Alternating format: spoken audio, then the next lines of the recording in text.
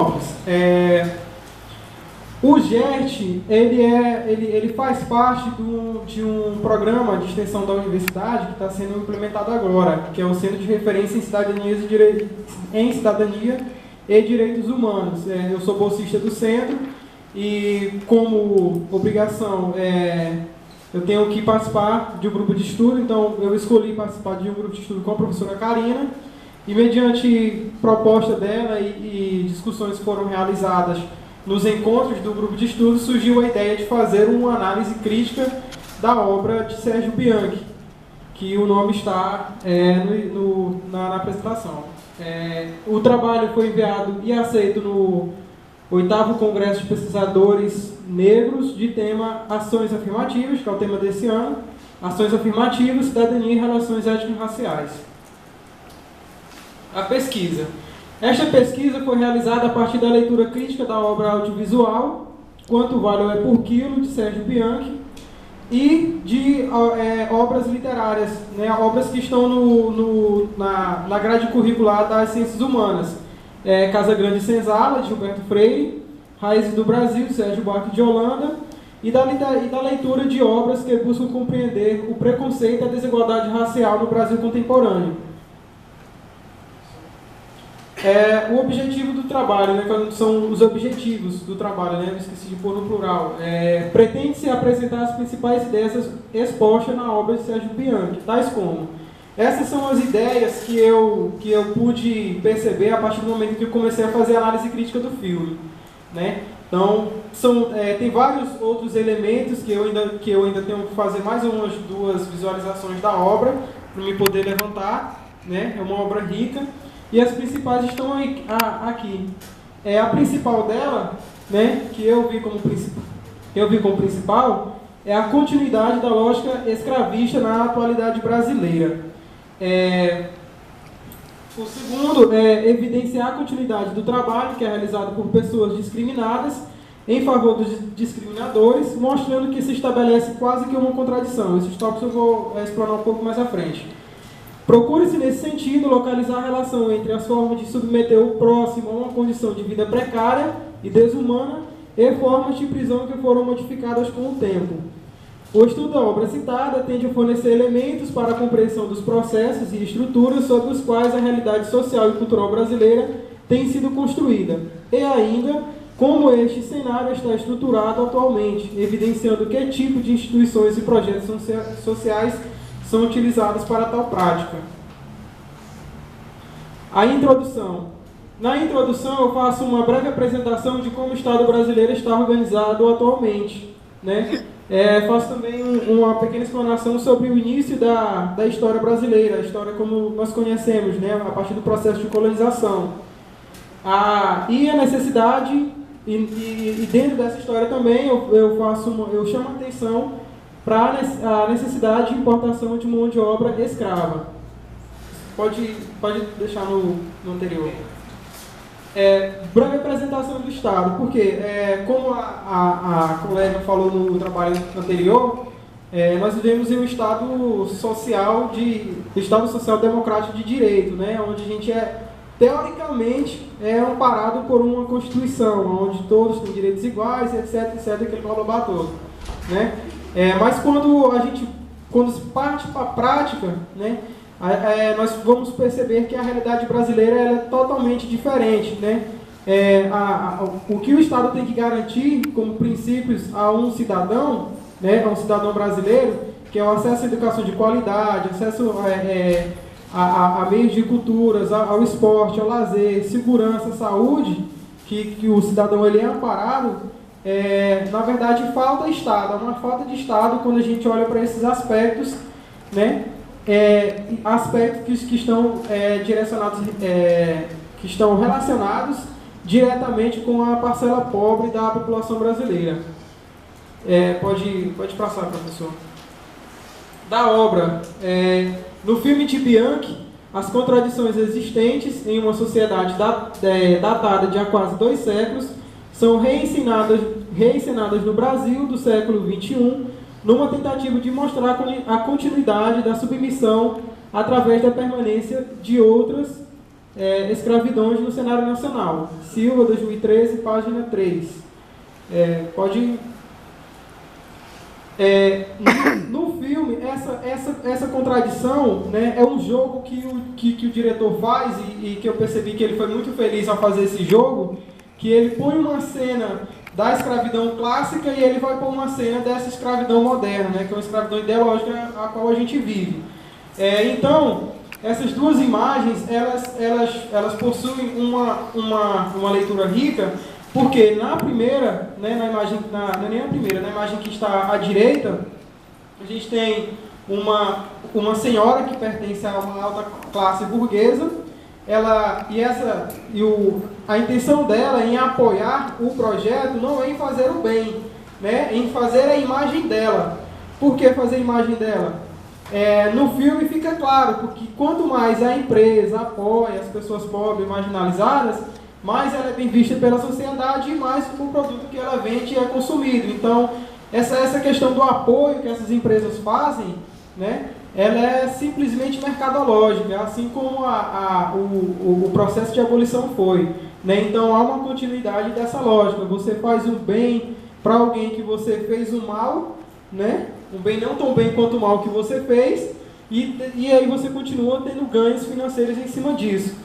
E a outra, que eu esqueci agora o nome da personagem, né, me desculpem, ela na escravidão, a história dela foi reensinada a partir de documentos históricos, oficiais, né, então é uma história real. Ela era uma escrava, conseguiu a alforria e aí ela começou a comprar outros escravos. Ou seja, ela se equiparou à condição do explorador, não é? Mas pelo fato dela ser negra, ela vai entrar em conflito na vida dela, né? Como é uma história real, ela entrou em conflito com um homem branco e apesar de estar certa, ela foi julgada como culpada, né? E teve que ser presa, perdeu todos os seus bens e etc, né? Pode passar. Então é esse jogo de contradições que o diretor vai fazer o tempo todo no filme. Sobre a permanência dos personagens. Na obra de Bianchi há uma constante comparação, né, que eu acabei de citar, de personagens mostrando que há uma continuidade nos atores e papéis sociais na contemporaneidade. Um exemplo disso, do filme, é a figura do Capitão do Mato, né? Qual é a figura do Capitão do Mato? O Capitão do Mato, ele é descendente de escravos, né? A figura dele ele mostra que ele descende de escravos, e o trabalho dele é um trabalho de capturar, né?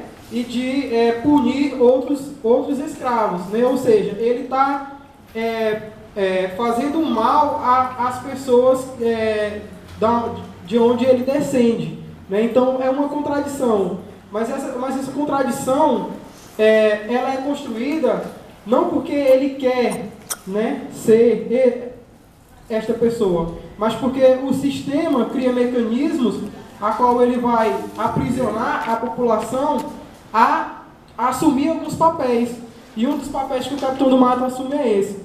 E qual é a figura hoje que representa ou que faz as mesmas ações que o Capitão do Mato fazia?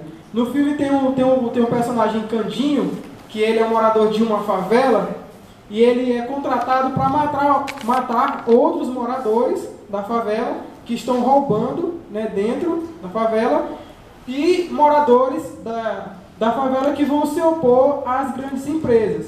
Ora, eu tenho uma empresa e eu vou apoiar um projeto social. De repente alguém descobre que eu estou fazendo isso para fazer lavagem de dinheiro, e ela joga isso para o público, joga para a mídia. Prejudica a imagem da empresa.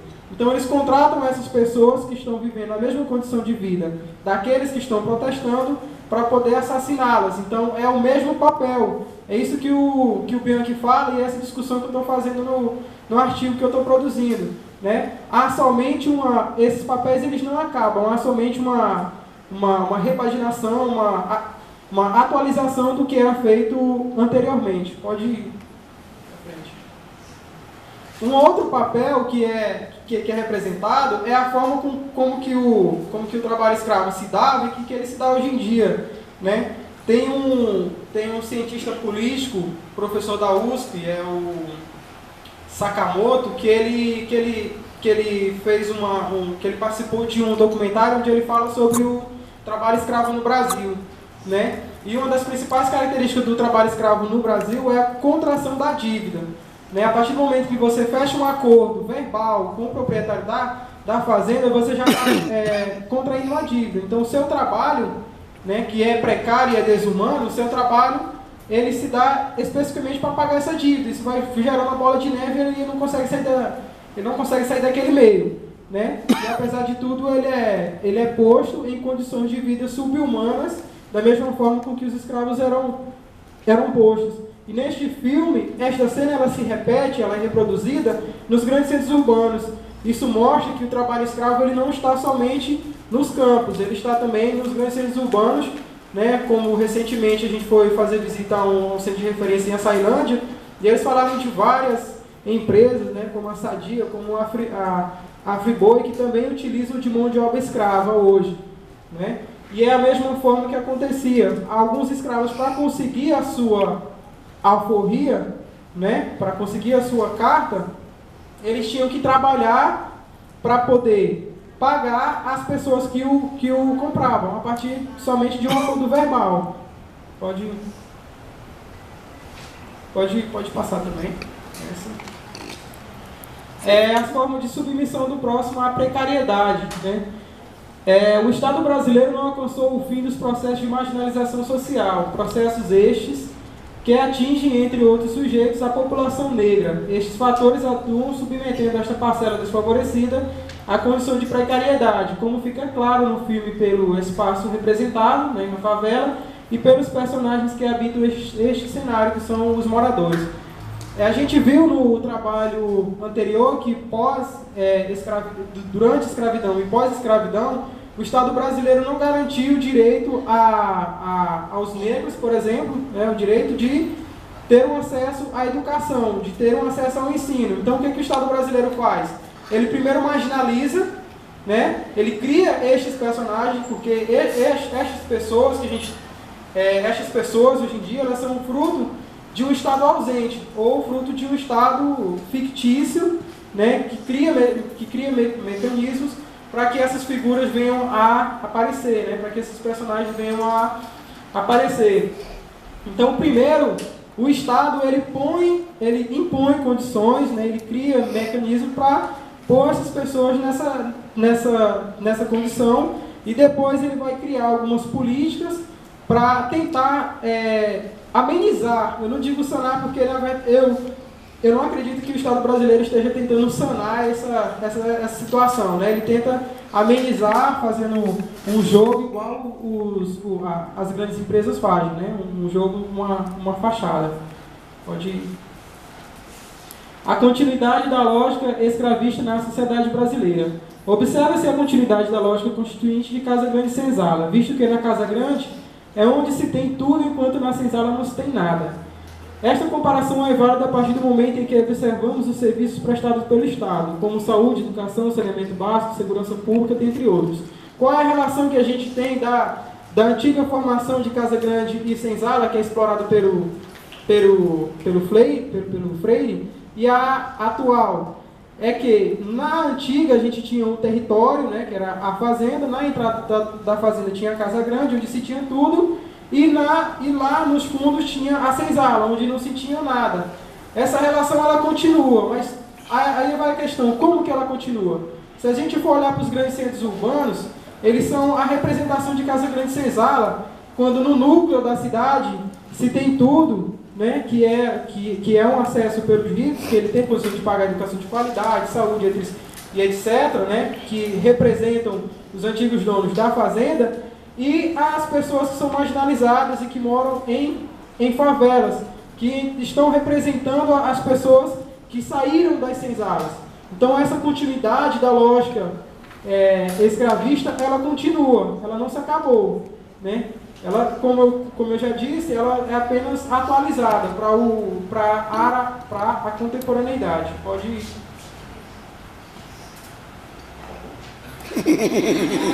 Pessoal, eu acho que eu me alonguei demais, agradecer e aí depois a gente vai amadurecer esse debate.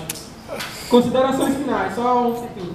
A análise da obra de Sérgio Briand, que apresenta grande relevância para o entendimento da realidade brasileira e começa a se constituir por meio de um processo de exploração ideológica e material, estabelecendo condição de inferioridade ao negro e buscando meios para que esta inferioridade se prolongue por muito tempo. É isso, obrigado.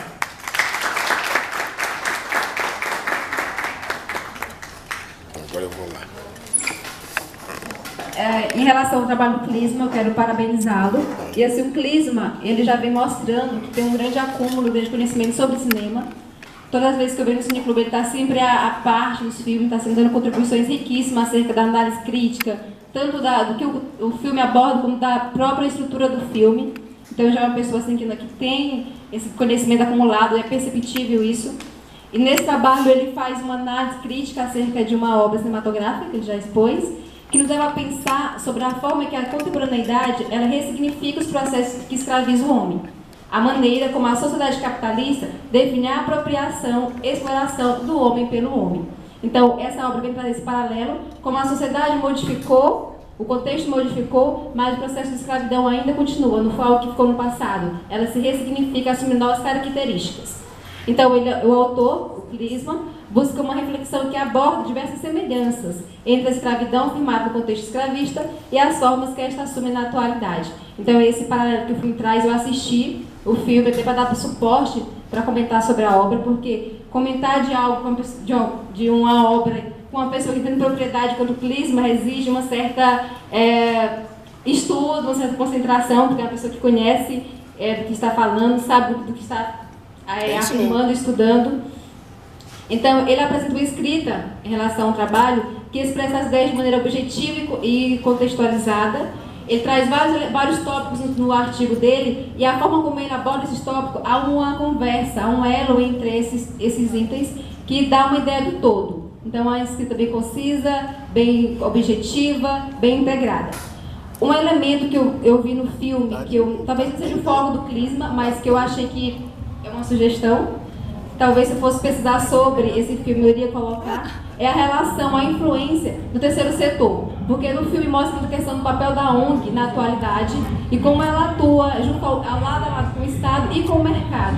Então, uma sugestão seria aprofundar um pouco mais sobre a questão do terceiro setor, como as ONGs elas estão, qual o papel delas, qual a postura delas.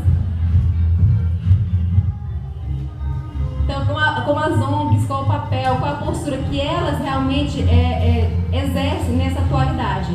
Como é que as ONGs, as fundações, elas estão em prol de que falam, que atuam em nome da filantropia, mas será realmente isso que o filme vem trazer, essa questão das ONGs como atuantes desse espaço atual da nossa sociedade. Dito isto, vamos abrir para os debates, para perguntas, comentários, posicionamentos. Vamos